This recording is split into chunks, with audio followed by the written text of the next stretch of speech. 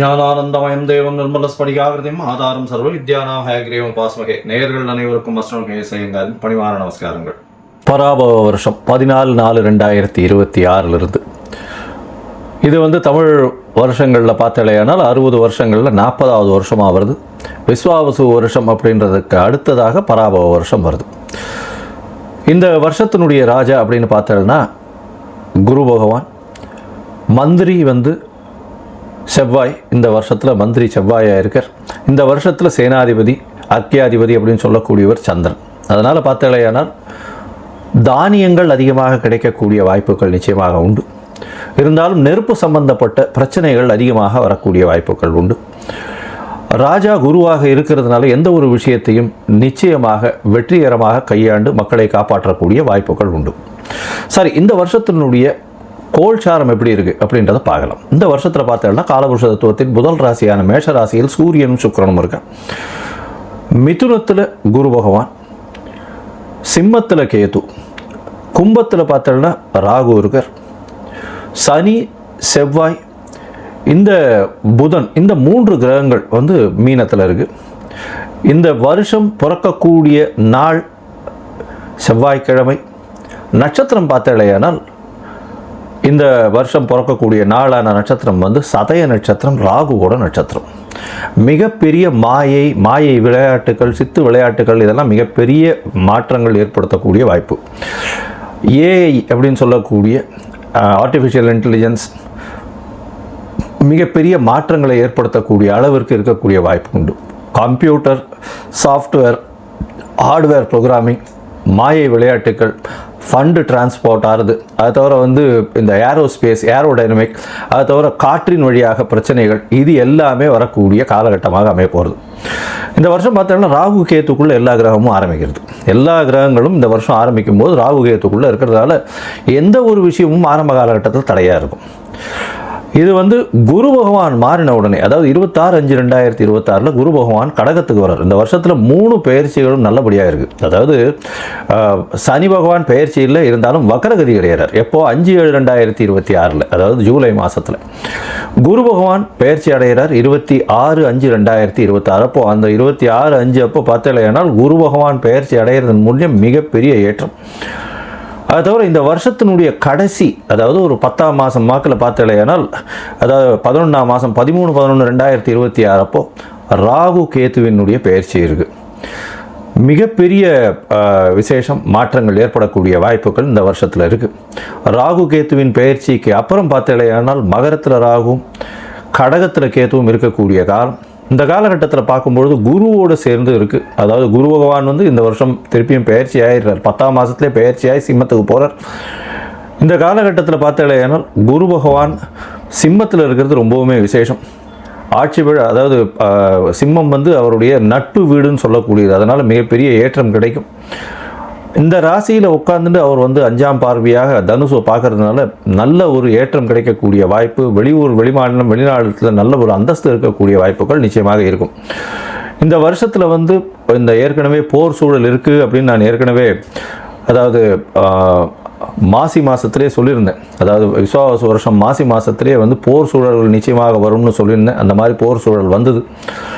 இப்போ பார்த்தோம்னா போர் சூழல்கள் சற்று அமைதிப்படக்கூடிய வாய்ப்புகள் உண்டு. எப்போத்துலேருந்து, அதாவது மே மாதம் 2026 பார்த்தீங்கன்னா போர் நிச்சயமாக கம்மியாகக்கூடிய வாய்ப்புகள் உண்டு. அதற்கு பிறகு 11ஆம் மாதத்துக்கு அப்புறம் போர் நிச்சயமாக தணியக்கூடும், ரொம்பவுமே தணியக்கூடும். இதில் பார்த்தலையானால் இந்த இது அரேபியன், சவுத் வெஸ்ட் ஏஷியன் கண்ட்ரீஸ்ன்னு சொல்லக்கூடிய அரேபியன் கண்ட்ரீஸினுடைய கை ஓங்கக்கூடிய வாய்ப்புகள் நிச்சயமாக இருக்கும். வெஸ்டர்ன் கண்ட்ரீஸ் கொஞ்சம் பிரச்சனைகள் ஆகக்கூடிய வாய்ப்புகள் நிச்சயமாக உண்டு. அரேபியன் கண்ட்ரீஸ் ரொம்ப ஸ்ட்ராங் ஆகக்கூடிய வாய்ப்பு இருக்கக்கூடிய வாய்ப்புகள் நிச்சயமாக உண்டு. இந்த வருஷத்தில் பார்த்தலையானால் உங்களுக்கு தங்கத்தினுடைய விலை 12,000 15,000 அதே ரேட்லேயே இருக்கும். அது தவிர வெள்ளியினுடைய விலை சீராக ஏறி கிட்டத்தட்ட ஒரு 300, 350, 400 ரூபாய் பர் கிராமுக்கு கொண்டு வந்துடும். இப்போ பார்த்தோம்னா இந்த வருஷம் நம்மளுடைய இந்தியன் கரன்சி ஸ்டேபிளாக இருக்கும். இருந்தாலும் டாலர் ஸ்டெபிலிட்டினால் இந்தியன் கரன்சி சற்று வீழக்கூடிய வாய்ப்புகள் மிகவும் அதிகம். 105 ரூபாய் வரலும் போகக்கூடிய வாய்ப்புகள் நிச்சயமாக இருக்குது. அது தவிர பார்க்கும்பொழுது ஷேர் மார்க்கெட் இண்டிசஸில் நல்ல ஒரு ஏற்றங்கள் இருக்கக்கூடிய வாய்ப்பு. மே மாதத்துக்கு மேலே ஷேர் மார்க்கெட்டில் மிகப்பெரிய மாற்றங்கள் வரும். ஷேர் மார்க்கெட்டில் நிச்சயம் ஏற்றம் இருக்கும். எக்ஸ்போர்ட் இம்போர்ட் பிஸ்னஸ் எல்லாம் வந்து பார்த்தோன்னா ஏப்ரலுக்கு மேலே மே மாதத்துக்கு மேலே நல்லபடியாக இருக்கக்கூடிய வாய்ப்பு. ஏன்னா குரு பகவான் 12ஆம் இடத்து தன்னோட வீட்டையை பார்க்கும்பொழுது நிச்சயமாக ஏற்றம் கிடைக்கும். இந்த காலகட்டத்தில் ராகு கேத்துக்குள்ளே இருக்கிறதுனால எந்த ஒரு விஷயத்திலும் நிச்சயமாக தடைகள் அதிகமாக இருக்கும். அதனால் ரொம்பவும் ஜாகிரதையாக பண்ணுறது ரொம்பவுமே நல்லது. பெண்களுக்கு சிறு சிறு தடங்கல்கள் வரும். அரசாங்கத்தின் மூலியமாக அரசாங்கத்தில் பெண்களுக்கு வந்து அந்த அளவு ஏற்றம் இருக்கக்கூடிய வாய்ப்புகள் இல்லை. ஏன்னா இந்த வருஷம் பிறக்கும் பொழுதே 12ஆம் இடத்துல வந்து சுக்கிரன் போகிறது வந்து அந்த அளவு விசேஷத்தை கொடுக்காது. சூரியனோட சம்பந்தப்பட்ட மேஷத்தில் சுக்கிரன் இருக்கிறது அந்த இடத்துல அந்த அளவுக்கு விசேஷத்தை கொடுக்காது. புதனும் வந்து நீச்சப்பட்டு போகிறதுனால படிக்கக்கூடிய மாணவர்களுக்கெல்லாம் சற்று பின்னடைவு இருக்கும். ஏன்னா உங்களுக்கு கரன்சி வந்து நம்மளது ஃபால் ஆச்சுனாலே ஆட்டோமேட்டிக்காக நீங்கள் வெளிநாட்டில் போய் படிக்கணும்னாலே அதிகமாக கொடுக்க வேண்டிய கட்டாயம் வந்துடும். அதனால் கொஞ்சம் ப்ரெஷர் அதிகமாக இருக்கக்கூடிய காலகட்டமாக அமைய போகிறது. இந்த வருஷத்தில் வந்து தானியங்கள் அதிகமாக விளையக்கூடிய வாய்ப்பு, பால் சம்பந்தமான விஷயங்கள் நல்லபடியாக இருக்கக்கூடிய காலகட்டமாக இருக்கும். எந்த ஒரு பிரச்சனையையும் நிச்சயமாக சமாளிக்கக்கூடிய ஒரு பெரிய விஷயம் வந்து நம்மளுடைய கண்ட்ரிக்கு நிச்சயமாகவே இருக்கும். ஏன்னா குரு பகவான் வந்து இந்த வருஷத்தினுடைய ராஜா பொறுப்பில் இருக்கிறதுனால எந்த ஒரு விஷயத்தையும் எல்லாத்தையும் அனுசரித்து போகக்கூடிய நல்ல ஒரு ஏற்றம் இருக்கும். சட்டத்திட்டங்கள் கடுமையாகக்கூடிய வாய்ப்புகள் உண்டு. ஏன்னா மந்திரி வந்து செவ்வாயாக இருக்கிறதுனால. சரி, இந்த வருஷம் மேஷம் முதல் மீனம் வரை எப்படி இருக்குது அப்படின்றத பார்க்கலாம். ஒரு ராசியாக பார்க்கலாம். அதற்கு முன்னாடி என்னுடைய மொபைல் நம்பர்ஸ் காலிங்கில் போயிட்டு இருக்கும். உங்களுக்கு அஸ்ட்ராலஜிக்கல் கன்சல்ட் தேவைப்படுமே ஆனால் நீங்கள் எனக்கு ஃபோன் பண்ணுங்க. உங்களுடைய date time place of birth சொல்லுங்கள். உங்களுடைய பெயர் தாய் தகப்பனார் பெயர் அனுப்புங்க. என்னுடைய கட்டணம் என்னன்னு சொல்கிறேன். இந்த கட்டணத்தை வந்து பே பண்ணிவிட்டு யூடிஆர் நம்பர் ஷேர் பண்ணுங்க. ஏன்னா நான் பார்த்த அதாவது 70 to 80% ஜாதகத்தில் பார்த்தேன்னா சந்தி நிறைய இருக்கும். அதாவது நட்சத்திர சந்தி, நட்சத்திர பாத சந்தி, அது தவிர லக்ன சந்தி இதெல்லாம் இருக்கும். இந்த காலகட்டம் நல்லா இருக்குன்னு நினச்சிட்டு இருப்பா. ஆனால் அவளுக்கு பெரிய அடி விடக்கூடிய வாய்ப்புகள் உண்டு. ஏன்னா அவள் வந்து மிருகசீரிஷம் 2ஆம் பாதம்னு நினச்சிட்டு இருப்பா. மிருகசீரிஷம் 3ஆம் பாதத்தில் இருக்கும். அப்படி பார்த்தோன்னா ரிஷப ராசின்னு நினச்சிட்டு இருப்பா, மிதுன ராசியாக இருக்கும். ரிஷப லக்னம் நினச்சிட்டு இருப்பா, மிதுன லக்னமாக இருந்துட்டு இருக்கும். இதெல்லாம் கூட பரவாயில்ல. விசாக நட்சத்திரமில் வந்து 2 இது வந்துடும், மாறி வந்துடும். அதாவது 3 பாதங்கள் ஒன்றுத்துலேயும் 4ஆம் பாதம் ஒன்றுத்துலேயும் வந்துடுறதுனால சுக்கிரனோட வீட்லேயும் ஒன்று, செவ்வாயினுடைய வீட்லேயும் மாறி வர்றதுனால மிகப்பெரிய பிரச்சனைகளும் வரக்கூடிய வாய்ப்பு உண்டு. ஏன்னா இதுக்கு உண்டான சுவர்கள் அதுக்கு கிடையாது. அதனால் வந்து பிரச்சனைகள் நிச்சயமாக வரும். அதனால் உங்களுடைய ஜாதகத்தில் இருக்கக்கூடிய சந்தி என்ன ஏதுன்றதெல்லாம் பார்த்துட்டு உங்களுக்கு உண்டான ஜாதகத்தை போட்டு உங்களோட வந்து டைம் ஸ்பெண்ட் பண்ணுறேன். அதாவது டைம் இது பண்ணி அப்பாயின்மெண்ட் ஃபிக்ஸ் பண்ணுறோம். உங்களுடைய தசாபுக்தி அந்தரம் சூக்ஷ்மம் எப்படி இருக்குன்றதை பார்த்து, இப்போ இருக்கக்கூடிய கோல்சார நிலை எப்படி இருக்குன்றதை பார்த்து உங்களுக்கு உண்டான பலன்கள் என்னன்றதையும் சொல்கிறேன். சரி, இப்போ மேஷம் முதல் மீனம் வரை இந்த பராபவ வருஷம் 2026-27 என்னென்ன மாற்றங்கள் ஏற்றங்கள் கொடுக்கும் அப்படின்றத பார்ப்போம். ரிஷபம், கிருத்திகை, ரோகிணி, மிருகசீரிஷம் இந்த 3 நட்சத்திரம் 9 பாதங்களை கொண்ட ராசி. ராசியின் அதிபதினு சொல்லக்கூடியவர் சுக்கிரன். ராசிக்கு 12ஆம் இடத்துல இந்த வருஷம் ஆரம்பத்தில் இருக்கிறார். இந்த வருஷத்தில் பார்த்தலையானால் ராகு கேத்துக்குள்ளே எல்லா விஷயங்களும் வருது. உங்களுடைய ராசிநாதனும் 12ல் போயிருக்கார். இதனால் சிறு சிறு தொல்லைகள் இருக்கும். இந்த வருஷம் ஆரம்பித்த உடனே ஒரு மாதத்துக்கு பார்த்தோன்னா சிறு சிறு தொல்லைகள் இருக்கும். இருந்தாலும் உங்களுடைய பேச்சின் மூலியமாக வெற்றிகளை கொள்ளக்கூடிய வாய்ப்புகள் உண்டு. ஏன்னா குரு பகவான் 2ஆம் இடத்துல இருக்கார். பணத்திற்கு பஞ்சம் இருக்காது. குடும்பத்தில் நல்ல சந்தோஷமான நிலைமை வரக்கூடிய வாய்ப்புகள் நிச்சயமாக உண்டு. குரு பகவானுடைய மாற்றம் பெரிய ஏற்றம் கிடைக்கக்கூடிய வாய்ப்பு உண்டு. குரு பகவான் உங்களுடைய ராசிக்கு 3ஆம் இடத்துக்கு போகிறார். எப்போது மே மாதம். என்ன சார் இது 3ஆம் இடத்துல குரு போனால் அந்தளவு விசேஷம் இல்லைன்னு சொல்லுவாளே சார், நீங்கள் மட்டும் எப்படி சொல்கிறீங்கன்னா, அவருடைய பார்வை பார்த்தோன்னா மிகப்பெரிய ஏற்றம் இருக்கும். அவருடைய பார்வை வந்து உங்களுடைய ராசிக்கு 7ஆம் இடத்தை பார்க்குறார். அதனால் திருமணத்திற்கு பார்த்து கொண்டிருப்பவர்களுக்கு கண்டிப்பாக திருமண காலகட்டமாக அமையும். அதுவும் திருமணத்துக்கு பார்த்து கொண்டிருக்கக்கூடிய அதாவது உங்களுடைய தசாபுக்தி அந்தரமும் வந்து அதுக்கு ஒத்துழைச்சது. ஆனால் கோச்சார பிரகாரம் நல்ல ஒரு ஏற்றம் கிடைக்கக்கூடிய காலகட்டமாக அமைய போகிறது. உங்களுடைய ராசிக்கு பார்த்தலையானால் 10ஆம் இடத்துல இருக்கக்கூடிய ராகு பகவான் 9ஆம் இடத்துல போகிறார். 9ஆம் இடத்துல போய் ராகு பகவான் போகிறாரே சார், 9ஆம் இடத்துல ராகு பகவான் போனாலும் உங்களுக்கு ஒரு பெரிய ஏற்றத்தை கொடுக்காமல் போக மாட்டார். ஏன்னா 9ஆம் இடம்ன்றது மகரத்தில் போய் உட்கார்றார். அதுவும் வந்து சுக்கிரன், சனி, புதனுடைய எந்த ஒரு இதுவாக இருந்தாலும் சரி ராகுவுக்கு மிகப்பெரிய ஏற்றம். அதாவது சுக்கிரனுடைய அணியில் இருக்கிறதுனால பெரிய ஏற்றத்தை கொடுப்பார். ராகுவை பொறுத்தவரையிலும் மகரத்தில் இருக்கும்பொழுது பெரிய மாற்றங்களை கொடுக்கக்கூடிய வாய்ப்புகள் உண்டு. உங்களுக்கு வெளிநாடு வெளியூர் போகக்கூடிய பாக்கியத்தை கொடுக்கக்கூடிய காலகட்டம். படிப்புக்குன்னு வெளிநாடு போகக்கூடிய பாக்கியத்தை திடீரென்று ஒரு ஏற்றத்தை கொடுக்கக்கூடிய வாய்ப்புகளை நிச்சயமாக கொடுப்பார்.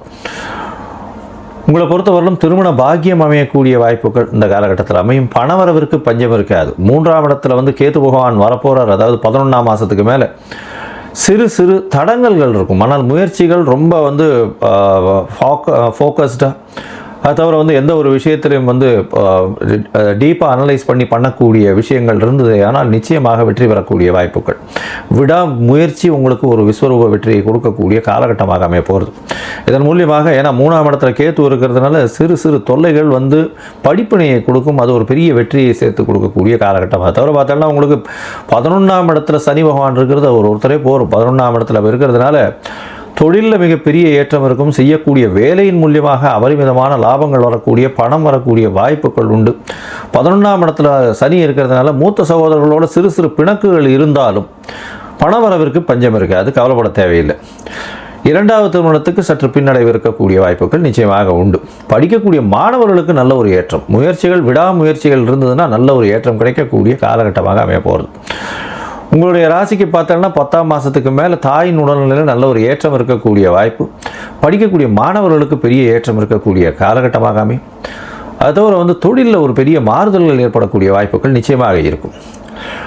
மொத்தத்தில் பார்க்கும்பொழுது இந்த ரிஷபராசிக்காரர்களுக்கு பராபவ வருஷம் பார்த்தோன்னா மிகப்பெரிய ஏற்றம் பொற்காலமாக அமையக்கூடிய காலகட்டமாக அமையும். எடுத்த காரியங்கள் நிச்சயமாக நிறைவேறும். ராசிநாதன் 12ஆம் இடத்துல இந்த வருஷத்தில் ஆரம்பத்தில் இருந்தாலும் கணவன் மனைவிக்குள்ள நல்ல ஒரு அந்யோன்யம் ஏற்றம் இருக்கக்கூடிய வாய்ப்பு. எதிர்பாலினத்தவர் மூலியமாக நல்ல ஒரு ஏற்றம் இருக்கக்கூடிய வாய்ப்பு. அது தவிர பார்ட்னர்ஷிப் பிஸ்னஸில் திடீர் லாபங்கள் வரக்கூடிய வாய்ப்புகள் நிச்சயமாக உண்டு. தொழிலில் அபரிமிதமான ஏற்றங்கள் இருக்கக்கூடிய காலகட்டம். திருமணம் கைகூடக்கூடிய வாய்ப்புகள் நிச்சயமாக உண்டு. குருவின் பார்வை 7ஆம் இடத்துல உழறதுனால. அது தவிர பார்த்தோம்னா குருவின் பார்வை 9ஆம் இடம் 11ஆம் இடத்துலையும் உழறதுனால வெளிநாடு வெளியூர் வெளிமாநிலம் சென்று வரக்கூடிய பாக்கியம் நிச்சயமாக கிடைக்கும். அது தவிர ராகுவினுடைய மாற்றமும் உங்களுக்கு ஒரு பெரிய ஏற்றத்தை கொடுக்க போகிறது. நீங்கள் நினைக்க முடியாத அளவுக்கு பெரிய மாற்றத்தை ஏற்படுத்தக்கூடிய மாறுதல்கள் நடக்கக்கூடிய காலகட்டமாக அமைய போகிறது. இந்த வருஷம் பார்த்தீங்கன்னா உங்களுடைய ராசிக்கு 2, 5 அதிபதினு சொல்லக்கூடிய புதன் 11ஆம் இடத்துல நீச்சப்பட்டாலும் ஒரு நல்ல ஒரு ஏற்றம். ஏன்னா புதன் நீச்சப்பட்டாலும் சரி, மறைந்திருந்தாலும் சரி, அபரிமிதமான கல்வியை கொடுப்பார். அவர் 11ஆம் இடத்துல நீச்சப்பட்டு போனார். அதனால் மூத்த சகோதரர்களோட சிறு சிறு பிணக்குகள் இருக்கக்கூடிய வாய்ப்புகள் நிச்சயமாக இருக்கும். குடும்பத்தில் நல்ல ஒரு ஏற்றம் இருக்கும். கணவன் மனைவிக்குள்ள நல்ல ஒரு சந்தோஷம் இருக்கக்கூடிய காலகட்டம். குழந்தை பிராப்தி ஏற்படக்கூடிய பாக்கியங்கள் இந்த காலகட்டத்தில் நிச்சயமாக உண்டு. சொந்த தொழில் செய்கிறவாளுக்கு பெரிய ஏற்றம் கிடைக்கக்கூடிய காலகட்டமாக அமைய போகிறது. இந்த காலகட்டத்தில் பார்த்தீங்கன்னா உங்களுக்கு நல்ல ஒரு ஏற்றம் இருந்தால், குருவினுடைய பார்வை நல்லபடியாக இருக்கக்கூடிய காலகட்டமாக இருந்தாலும் குரு 3ஆம் வீட்டில் இருக்கிறதுனால சிறு சிறு பிரச்சனைகளை கொடுக்கக்கூடிய வாய்ப்பு, சில இடத்துல பின்னடைவை கொடுக்கக்கூடிய வாய்ப்புகள் நிச்சயமாக இருக்கும். அதனால் குருவுக்கு உண்டான எளிய பரிகாரம் அப்படின்னு சொல்லக்கூடியது, இந்த மஞ்சள் கலர் வஸ்திரம் தானம் கொடுங்க. அருகில் இருக்கக்கூடிய விநாயகர் கோவிலில் போய்ட்டு உங்களால் முடிஞ்சு பால் அபிஷேகத்தை கொடுத்துட்டு வாங்க. முடிஞ்சதுன்னா மூக்கு கடலை மாலை தட்சிணாமூர்த்திக்கு போட்டு வாங்க. குரு காயத்ரி மந்திரம் சொல்லிட்டு வாங்க. அருகில் இருக்கக்கூடிய ஆஞ்சநேயரை போய் வழிபட்டுட்டு வாங்க. உங்களுக்கு குருவினால் வரக்கூடிய பிரச்சனைகள் அனைத்துமே நிச்சயமாக மாற்றத்தை, ஏற்றத்தை கொடுக்கக்கூடிய காலமாக அமையும்.